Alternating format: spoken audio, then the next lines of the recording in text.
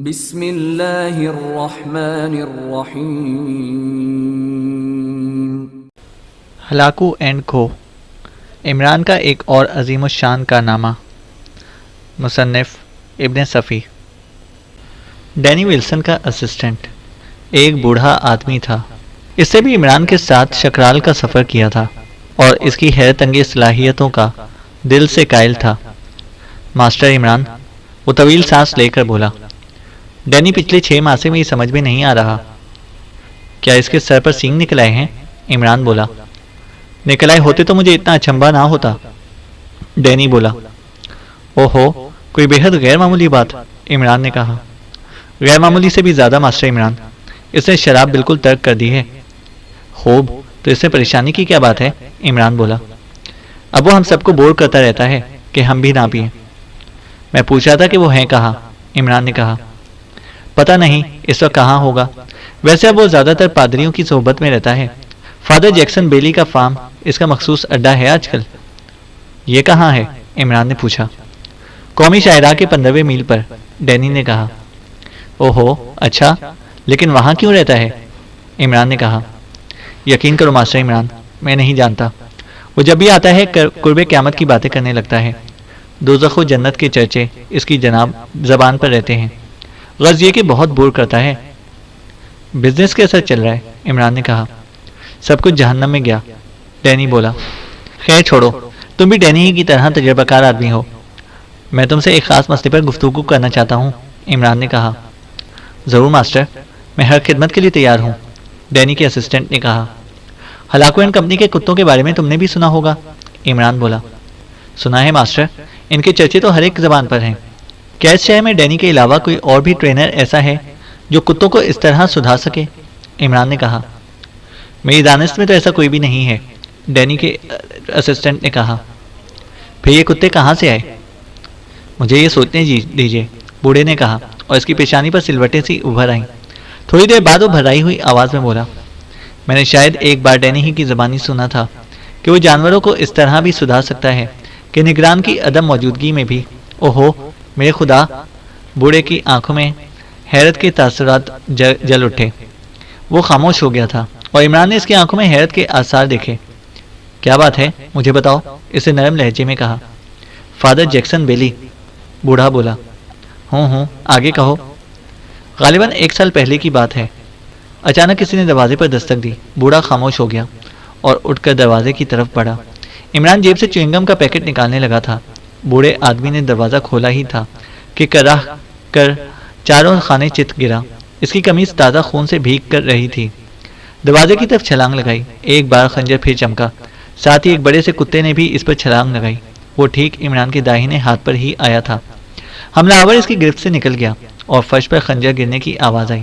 کتا راہ میں حائل تھا اور جھپٹ جھپٹ کر عمران پر حملے کر رہا تھا۔ رادائی اس کی خوفناک راہٹ سے گونج رہی تھی۔ بہت ہی ڈراونے قسم کا افغان ہاؤنڈ تھا۔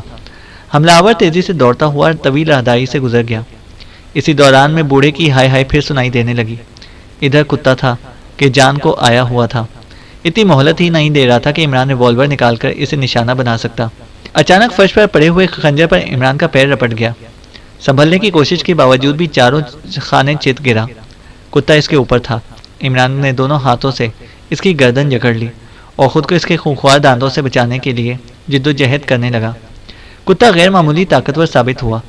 دفتن عمران نے محسوس کیا کہ خنجر کا دستہ اس کی کمر میں چبھ رہا ہے۔ اسے اپنا داہنا ہاتھ کتے کی گردن سے ہٹا کر بڑی پھرتی سے خنجر پر قبضہ کر لیا۔ یہ آسان کام نہیں تھا، صرف ایک ہاتھ سے کتے کو اس حد تک روکے رکھنا کہ اس کے دانت جسم کے کسی حصے میں پیوست نہ ہونے پائے۔ ناممکن نہیں تو مشکل ضرور تھا۔ دوسرے لمحے میں عمران نے اس کا پیٹ چاک کر کے دور اچھال دیا۔ کتے کی آخری چیخیں بڑی بھیانک تھیں۔ عمران اٹھ کر راہداری کے آخری سرے تک دوڑتا چلا گیا، لیکن باہر جانے کی بجائے وہ صدر دروازے کو بولٹ کر رہا تھا۔ نشست کے کمرے میں واپس آیا تو بوڑھے کو فرش پر بیٹھے ہوئے پایا۔ وہ اپنی قمیض اتارنے کی کوشش کر رہا تھا۔ عمران آگے بڑھ کر اس کی مدد کرنے لگا۔ تم ٹھیک تو ہو؟ بازو ماسٹر، بوڑھا کر رہا۔ میں سوچ بھی نہیں سکتا تھا کہ وہ حرامزادہ۔ وہ جملہ پورا کیے بغیر بازو کا زخم دیکھنے لگا جو زیادہ گہرا نہیں تھا، لیکن خون برابر بہے جا رہا تھا۔ کیا میں تمہیں ہسپتال لے چلوں؟ عمران بولا۔ نہیں ماسٹر، پتہ نہیں کیا چکر ہے، بوڑھا بولا۔ خیر خیر، فرسٹ ایڈ باکس کہاں رکھا ہے مجھے بتاؤ۔ وہ اس الماری میں۔ اوف خدایا، اسے تاک کر دل پر وار کیا تھا۔ قسمت اچھی تھی کہ میں اچانک ترچھا ہو گیا، بوڑھے نے کہا۔ عمران الماری سے فرسٹ ایڈ باکس نکال کر بوڑھے کی مرہم پٹی کرنے لگا۔ کیا یہاں اس وقت تمہارے علاوہ اور کوئی موجود نہیں؟ عمران نے اس سے پوچھا۔ بس وہی نمک حرام تھا، بوڑھا بولا۔ اوہو، تو کیا وہ یہیں تھا؟ ہاں دینو تھا۔ یہ کون ہے؟ میں تو اسے پہلے کبھی نہیں دیکھا تھا۔ کچھ دنوں پہلے ہی ڈینی نے اسے ملازم رکھا تھا۔ کیا تم نے اسے پکڑ لیا ہے ماسٹر؟ بوڑھے نے کہا۔ نہیں، وہ نکل گیا۔ دراصل ایک افغان ہاؤنڈ نے مجھ پر حملہ کر دیا تھا۔ افغان ہاؤنڈ؟ یہاں تو کوئی بھی افغان ہاؤنڈ نہیں رہا۔ اوہو دیکھو ماسٹر، کہیں وہ مردود گیراج سے جیپ تو نہیں نکال کر لے گیا؟ کیا تم چل سکو گے میرے ساتھ؟ عمران نے کہا۔ کہاں؟ گیراج تک۔ کیوں نہیں، بوڑھا بولا۔ جیپ گیراج میں موجود نہیں تھی۔ عمران اپنی موٹر سائیکل کی طرف جھپٹا، وہ ہر طرح محفوظ تھی۔ غالباً حملہ آور نے اس کی طرف دھیان نہیں دیا تھا، یا پھر مطمئن رہا ہو کہ افغان ہاؤنڈ ہی سے چھٹکارا مشکل ہوگا۔ عمران نے مڑ کر بوڑھے کو سے کہا، تم سارے دروازے بند کر کے بیٹھو، فی الحال پولیس کو فون نہ کرنا۔ عمران بولا، لیکن میں رک نہیں سکتا۔ ڈینی جہاں کہیں بھی ہوگا خطرے میں ہی ہوگا۔ جیپ کا نمبر بتاؤ، عمران نے کہا۔ KAZ3O13۔ پھر وہ آندھی اور طوفان کی طرح نیشنل ہائی وے کی طرف روانہ ہوا، لیکن ایک جگہ اسے رک جانا پڑا۔ ڈینی کی رہائش گاہ کی نگرانی ضروری تھی۔ اس نے ایک پبلک فون بوتھ سے بحیثیت ایکس2 جولیانا فٹز واٹر کو اس کے متعلق ہدایات دی اور پھر چل پڑا۔ حملہ آور پہلے ہی سے ڈینی کے گھر میں موجود تھا، لہٰذا یہ سوچنا ہی فضول تھا کہ وہ اس کا تعاقب کرتا ہوا وہاں پہنچا ہوگا۔ شہر سے باہر نکلتے ہی اس نے موٹر سائیکل کی رفتار بڑھانی شروع کر دی۔ ہائی وے کے 5ویں میل پر اس نے گرے رنگ کی ایک جیپ کسری جھیل والے ڈاک بنگلے کی طرف مڑتی دیکھی۔ فاصلہ زیادہ نہیں تھا، لہٰذا اس کے نمبر صاف پڑھے جا سکتے تھے، اور یہ وہ نمبر وہی تھے جو ڈینی کے اسسٹنٹ نے بتائے تھے۔ اس نے رفتار کم کر دی۔ اب وہ صرف جیپ کی چھت دیکھ سکتا تھا۔ وہ راستہ کچا تھا اور اس کے دونوں اطراف اونچی اونچی جھاڑیاں تھیں۔ عمران نے موٹر سائیکل سڑک کے کنارے روک دی اور جیپ سے ریڈی میڈ میک اپ نکالا اور اسے چہرے پر فٹ کرتا ہوا بڑبڑایا، ایسی شکل تو چنگیز خان کی بھی نہ رہی ہوگی۔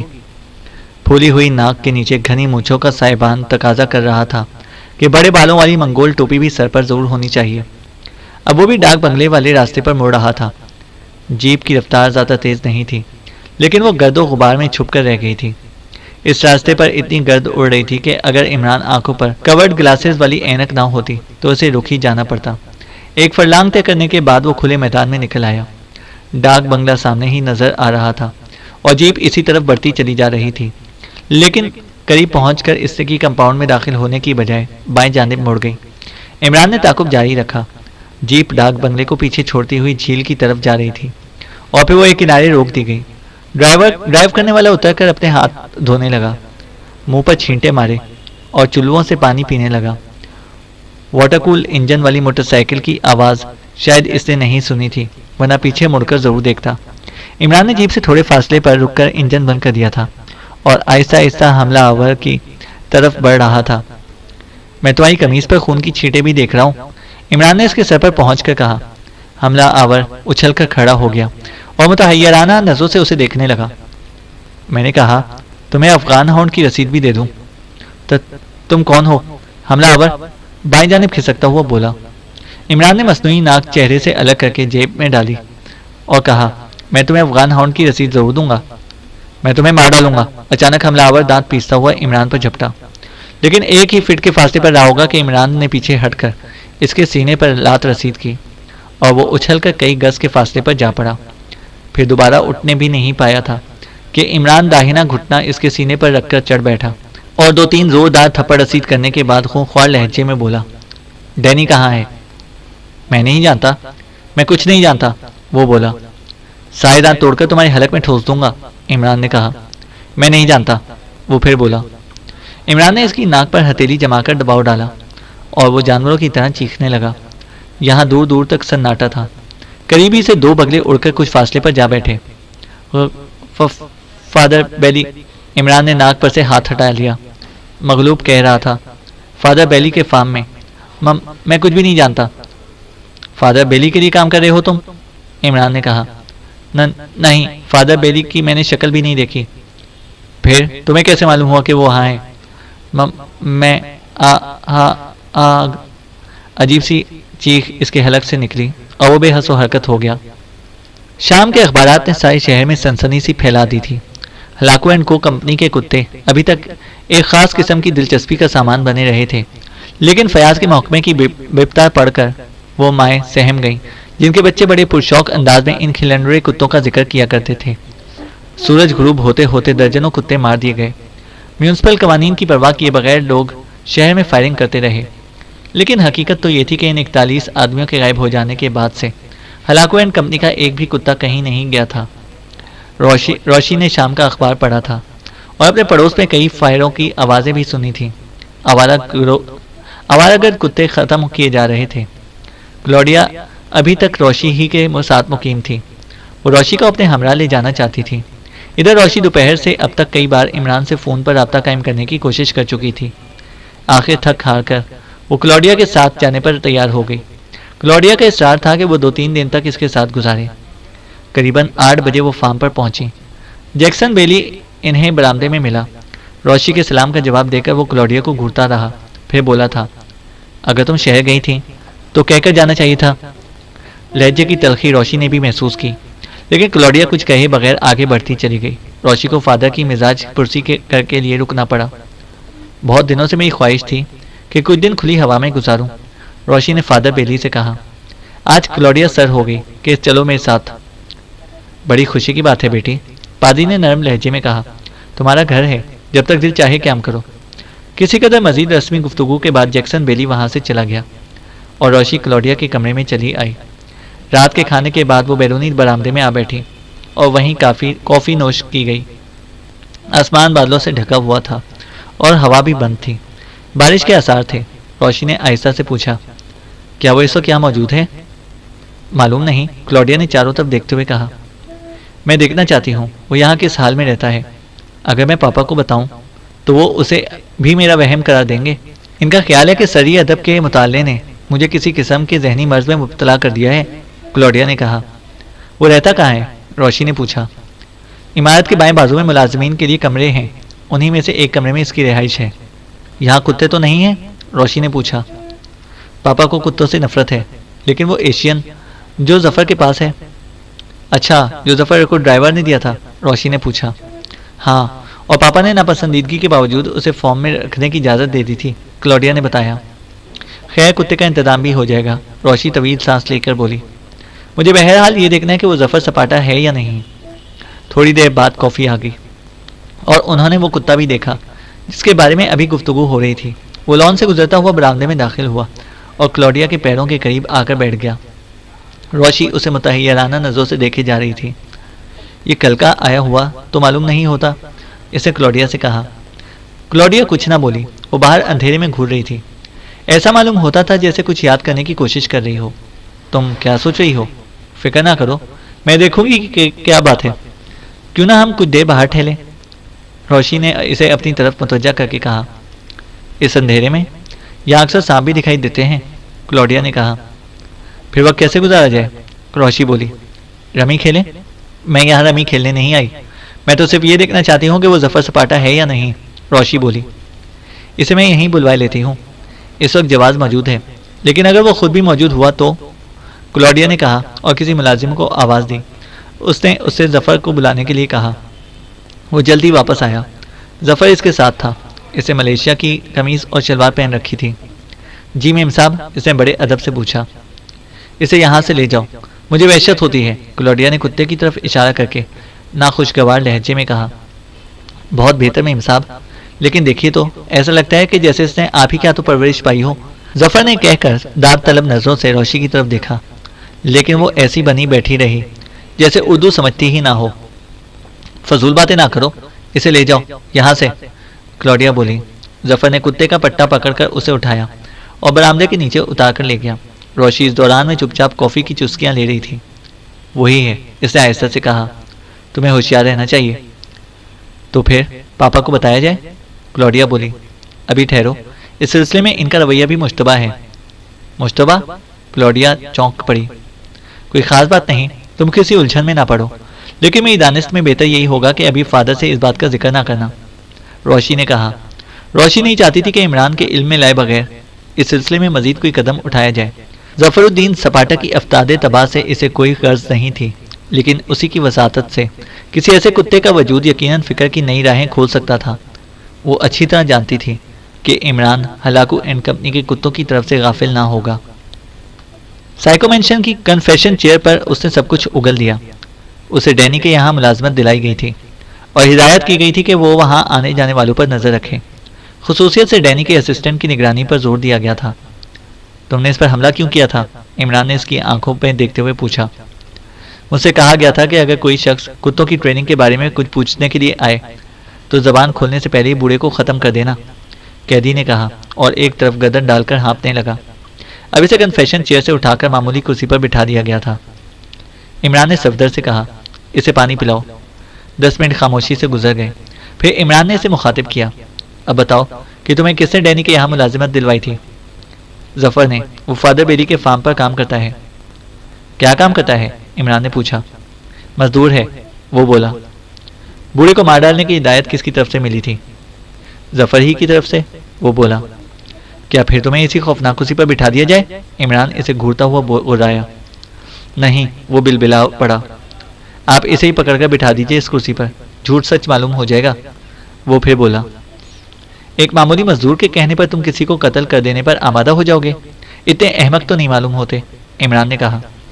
لالچ بری بلا ہے جناب۔ 100 روپے ماہوار مجھے ڈینی صاحب دیتے تھے اور 500 روپے ماہوار ظفر دیتا تھا۔ اس نے وعدہ کیا تھا کہ اگر ضرورت پڑنے پر میں نے بوڑھے کو ہمیشہ کے لیے خاموش کر دیا تو اس کا معاوضہ کم از کم 10,000 ہوگا، وہ بولا۔ صفدر، اسے پھر بٹھاؤ اسی کرسی پر، عمران نے سرد لہجے میں کہا۔ اس سے بہتر یہ ہوگا کہ آپ مجھے گولی مار دیں، قیدی گڑ گڑایا۔ آخر میں آپ کو کیسے یقین دلاؤں؟ ظفر نے مجھ سے کہا تھا وہ خود کسی کے لیے کام کر رہا ہے۔ جیکسن بیلی کے لیے؟ عمران نے کہا۔ اس سے کسی کا نام نہیں لیا تھا، مجھے بھی نام پوچھنے کی کیا ضرورت تھی، جبکہ پہلے ہی مہینے کے اختتام پر مجھے 500 روپے مل گئے تھے، قیدی بولا۔ کیا ظفر نے تمہیں یہ بھی بتایا تھا کہ ڈینی جیکسن بیلی کے فارم پر رہتا ہے؟ جی نہیں، وہ تو میں نے ڈینی صاحب ہی کی زبانی سنا تھا۔ ظفر کہاں رہتا ہے؟ عمران نے پوچھا۔ فارم پر۔ خیر، عمران طویل سانس لے کر بولا، اگر تمہارا بیان غلط ثابت ہوا تو پھر دیکھنا اپنا حشر۔ پھر قیدی تو وہیں رہ گیا اور تھوڑی دیر بعد ایک بند گاڑی سائیکو مینشن کی گیراج سے نکلی اور عمران کے فلیٹ کی طرف روانہ ہو گئی۔ عمارت کی اکبی گلی میں پہنچ کر عمران گاڑی سے اتر گیا اور اوپر پہنچنے کے لیے اکبی زینے کے استعمال کیے۔ رات کے 10 بجے تھے۔ باورچی خانے میں روشنی نظر آ رہی تھی، جس کا مطلب یہ تھا کہ سلیمان کھوتیدہ پتر دیکھنے نہیں گیا۔ اس طرف کا راستہ باورچی خانے ہی سے گزرتا تھا۔ عمران دروازے کے قریب گیا۔ باورچی خانے سے سلیمان اور جوزف دونوں کی آوازیں آ رہی تھیں۔ عمران نے دستک دی اور سلیمان نے پوچھا، کون ہے؟ تم دونوں کی شامت، عمران بولا۔ ارے باپ رے، اندر سے آواز آئی اور دروازہ کھول دیا گیا۔ سامنے چولہے پر ایک بڑا سا دیگچا چڑھا ہوا تھا، جس کا منہ ڈھکن سمیت گیلے آٹے سے بند کیا گیا تھا۔ ہائے، تو کیا کھوتیدہ پتر پکڑا ہے؟ عمران نے احمقانہ انداز میں دیدے نچائے۔ مسلم بھیڑ کا بچہ، جناب عالی، سلیمان نے نظر جھکا کر شمیلے لہجے میں کہا۔ بوہیمن ڈش؟ تو یہ ہوتا ہے میری عدم موجودگی میں، اور میرے لیے مونگ کی دال پکائی جاتی ہے۔ کتنے کا ملا تھا بھیڑ کا بچہ؟ وہ جی 10 آپ نے دیے تھے، 10 میں نے ملائے اور 10 اس نے دیے، سلیمان نے جوزف کی طرف دیکھ کر کہا۔ کھوتیدہ پتر دیکھنے کیوں نہیں کیا؟ وہ سوٹ ہی نہیں ملا مجھے جو آپ نے پچھلے مہینے سلوایا تھا، سلیمان نے کہا۔ لانڈری میں ہے، عمران نے ٹھنڈی سانس لے کر کہا۔ آپ تو کھانا کھا چکے ہوں گے نا؟ سلیمان نے چہک کر پوچھا۔ میرے لیے 4 آنے کے شاہی مرغ چھولے اور 2 تندوری روٹیاں لا دے، عمران بولا۔ نکالیے اٹھنی، کیا بکتا ہے؟ جوزف آنکھیں نکال کر بولا۔ پھر کیا کروں؟ سلیمان اسے گھورنے لگا۔ باس بھی یہی کھائے گا، جوزف نے کہا۔ یہ تو چندے کا ہے، میں خدا کو کیا منہ دکھاؤں گا؟ کھانا ہے تو نکالیں 10 کا نوٹ، میں اسے کھوتیدہ پتر کے اکاؤنٹ میں جمع کر لوں گا، سلیمان نے کہا۔ جی نہیں، میں خود دیکھاؤں گا کھوتیدہ پتر، آپ مجھے مرغ چھولے لا دیجئے، عمران بولا۔ ارے صاحب، ہاں وہ مس روشی 3-4 مرتبہ فون پر آپ کو پوچھ چکی ہیں، سلیمان نے کہا، اور عمران سر کو جنبش دے کر نشست کے کمرے کی طرف چل پڑا۔ روشی سونے کی تیاری کر رہی تھی کہ کسی نے دروازے پر دستک دی۔ شب خوابی کا لباس پہن کر اس نے دروازہ کھولا۔ جیکسن بیلی اس کے سامنے کھڑا تھا۔ یس فادر، تمہاری فرم کے مینیجر کا فون ہے، شاید سیف کی چابی تمہارے پاس رہ گئی ہے، پادری نے کہا۔ اوہ اچھا، عجیب آدمی ہے یہ مینیجر بھی، میں اسے بتا کر آئی تھی کہ سیف کی چابی اس کی میز کی دراز میں رکھ دی ہے، روشی نے کہا اور اس کمرے میں جانے کی تیاری کرنے لگی جہاں فون تھا۔ اسے یقین تھا کہ یہ کال عمران ہی کی ہوگی، کیونکہ وہ ملازمہ کو ہدایت دے کر آئی تھی کہ اگر عمران کی کال آئے تو اسے فارم کے نمبر دے دیے جائیں۔ ہیلو، اٹ از روشی، اس نے ماؤتھ پیس میں کہتے وقت مڑ کر دیکھا۔ جیکسن بیلی اس کے پیچھے پیچھے نہیں آیا تھا۔ ڈھمپ، تم وہاں کیا کر رہی ہو؟ دوسری طرف سے آواز آئی۔ تمہارے لیے یہاں ایک سنسنی خیز سچویشن ہے، روشی نے احتیاطاً برمی زبان میں کہا۔ میں سمجھا نہیں۔ کسی بہانے یہاں پہنچنے کی کوشش کرو، روشی بولی۔ کیا تمہیں وہ ڈینی ولسن یاد ہے جو میرے ساتھ شکرال گیا تھا؟ ہاں ہاں، کیوں؟ روشی نے کہا۔ کیا وہ فارم پر موجود ہے؟ نہیں تو، مجھے تو دکھائی نہیں دیا۔ تم وہاں پہنچی کس طرح؟ عمران بولا۔ لڑکی سے دوستی ہے۔ کتے ہیں وہاں؟ صرف ایک عدد، روشی نے کہا۔ خیر جاؤ، چپ چاپ سو جاؤ، دوسری طرف سے کہا گیا، اور روشی بھی کچھ کہنے ہی والی تھی کہ سلسلہ منقطع ہونے کی آواز آئی۔ برا سا منہ بنا کر اسے ریسیور کیڈل پر رکھ دیا۔ کمرے سے باہر نکلی تو بدستور سناٹا تھا، لیکن کتا برآمدے میں نظر آیا۔ روشی کو اس نے اپنی سرخ سرخ آنکھوں سے دیکھا۔ اس وقت تو اس کی ہیئت ہی بدل گئی تھی، بڑا خون خوار لگ رہا تھا۔ چند ہی گھنٹے پہلے وہ کتنی بے چاگی سے کلوڈیا کے قدموں میں پڑا تھا، لیکن اس وقت اس کی آنکھیں کہتی معلوم ہو رہی تھیں، خبردار، اب کمرے سے باہر قدم نہ نکالنا۔ پھر کمرے میں پہنچ کر روشی نے اس کی گڑاہٹ بھی سنی تھی۔ دروازہ بولٹ کر کے وہ بستر پر گر گئی۔ پتہ نہیں کب نیند آ گئی تھی۔ دوسری صبح اٹھی تو ذہن پر کسی قسم کی گرانی نہیں تھی۔ سرد ہوا کے جھونکے تازگی کا پیغام لے کر آئے تھے۔ شہر کی صبحیں بھی تو جاندار نہیں تھیں۔ آنکھ کھلتے پیٹرول کے دھوئیں کی بو دماغ منتشر کر دیتی تھی۔ ناشتہ کر کے وہ دونوں لان پر نکل آئیں اور پھر کھیتوں کے درمیان ٹہلنے لگی۔ میں پورا فارم دیکھنا چاہتی ہوں، روشی نے کہا۔ تب تو ہمیں ٹریکٹر استعمال کرنا پڑے گا، کلوڈیا بولی۔ چلتے چلتے تھک جاؤ گی، میں ٹریکٹر چلا سکتی ہوں، ٹھہرو، پاپا سے کنجی لے کر آتی ہوں، کلوڈیا بولی۔ وہ اندر چلی گئی اور روشی پرتشویش نظروں سے چاروں طرف دیکھتی رہی۔ کچھ دیر بعد کلوڈیا بہت ہی خراب موڈ کے ساتھ باہر آئی۔ انہوں نے کنجی نہیں دی۔ کھیتوں میں جراثیم کش دوا چھڑکی گئی ہے، اسے غصیلے لہجے میں کہا۔ چلو پیدل ہی چلیں، جراثیم کش دوا کی وجہ سے وہ نہیں چاہتے کہ کوئی کھیتوں کے درمیان سے گزرے، کلوڈیا بولی۔ خیر چھوڑو، گاڑی نکالو، کسی اور طرف چلتے ہیں، روشی نے کہا۔ کلوڈیا کچھ کہنے والی تھی کہ ظفر کھیتوں کی طرف سے دوڑتا آتا دکھائی دیا اور پھر ان کے قریب ہی سے گزرتا ہوا اندر چلا گیا۔ واپسی میں بھی اسے اتنی دیر نہ لگی تھی کہ وہ دوبارہ گفتگو کا سلسلہ شروع کر سکتی۔ اس کے ہاتھوں میں بندوق تھی۔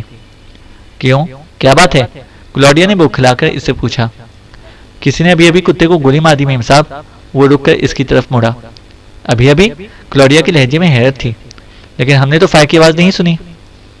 شاید سائلنسر، وہ کہتے کہتے رک کر کھانسنے لگا، پھر بولا۔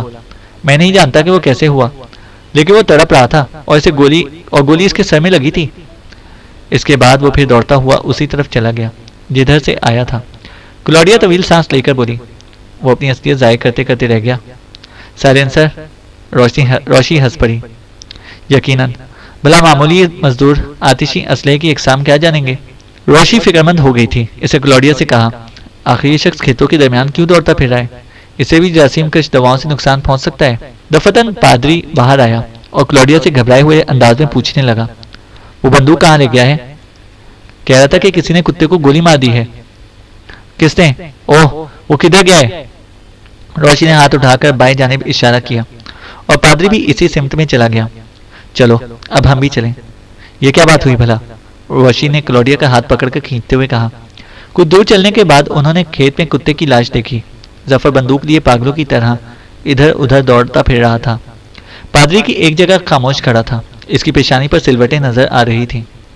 یہ کس کی تلاش میں پاگل ہو رہا ہے؟ کلوڈیا نے پادری سے پوچھا۔ میں نہیں جانتا، پادری کے لہجے میں جھلاہٹ تھی۔ پھر وہ روشی کی طرف مڑ کر بولا، مناسب یہی ہوگا کہ تم شہر واپس چلی جاؤ، کلوڈیا کو بھی ساتھ لے جاؤ، کچھ مقامی لوگ ہمارے دشمن ہو گئے ہیں۔ صرف کلوڈیا ہی نہیں فادر، میں اسے اپنی خوش نصیبی سمجھوں گی اگر آپ بھی میرے ہمراہ چلیں، روشی نے بڑے ادب سے کہا۔ یہاں میری موجودگی ضروری ہے، فادر بولا۔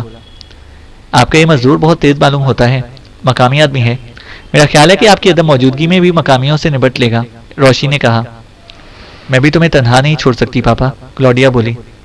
میں کہتا ہوں کہ مجھے اور زیادہ پریشان نہ کرو، جاؤ، فادر بولا۔ کلوڈیا کے چہرے کی رنگت بدل گئی، وہ کچھ کہنے ہی والی تھی کہ روشی نے اس کا ہاتھ دبا دیا۔ پھر دونوں عمارت میں پلٹ آئیں۔ کلوڈیا کے چہرے پر زردی چھا گئی۔ روشی نے اسے غور سے دیکھا اور بولی، اس میں پریشان ہونے کی کیا بات ہے؟ چلو کچھ دن میرے ساتھ رہنا۔